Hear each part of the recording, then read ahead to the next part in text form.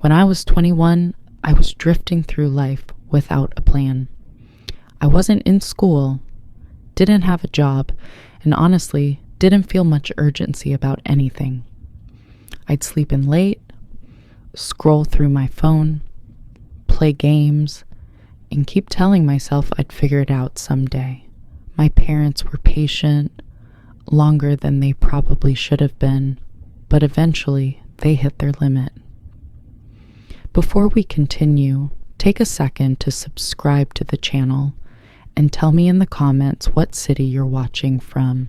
I love seeing how far these stories travel, and I read more comments than you think. All right, let me take you back to the beginning. One sunny afternoon, my dad called me downstairs and said, "Come on, we're going for a drive." I didn't think much of it. I grabbed my hoodie, got in the car, and we pulled out of the driveway. My mom sat in the front seat, quiet. My dad had that look, like something was already decided. About 20 minutes later, we pulled into a small apartment complex.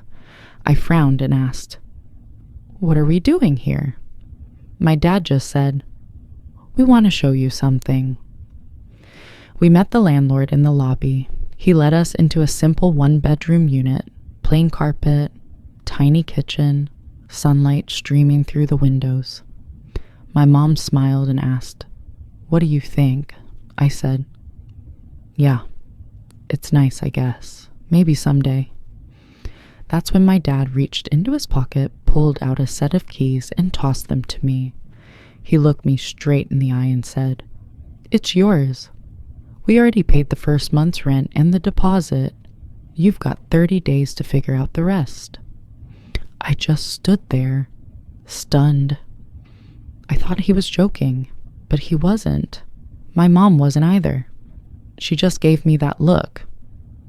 Proud but worried. That's when it hit me. They weren't kicking me out to punish me. They were doing it because they believed I could be more, if I had to. That night, I sat on the floor of my new apartment, surrounded by silence. No TV in the background, no smell of my mom's cooking. Just me and my thoughts. For the first time, I felt what real independence sounded like. Quiet, heavy, and honest. The next morning, I woke up early. No one told me to. I put on clean clothes, walked down the street, and started asking about jobs. I didn't have experience, didn't have a resume, but I had a reason. Within 2 days, I landed a job helping a local heating and cooling crew. It wasn't glamorous, but it was steady work, and it was hard. The first few weeks broke me down, carrying equipment, sweating in crawl spaces, freezing on rooftops. But my boss saw that I kept showing up. Slowly, I started learning how the systems worked, how to fix things right, how to deal with customers. I realized something. I liked building things that mattered. Months turned into years.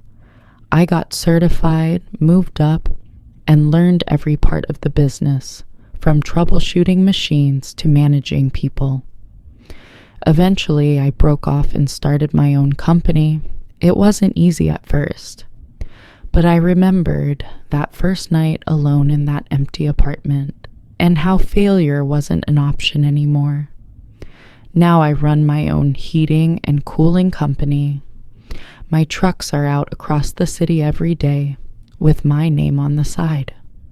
We help families stay warm in the winter and cool in the summer. And every time I drive past that old apartment building, I think about the kid who stood there, holding a set of keys he didn't think he was ready for. Sometimes, love doesn't mean holding someone. It means letting them go, even if it hurts. Because sometimes the push out of the nest is the only way to make someone fly.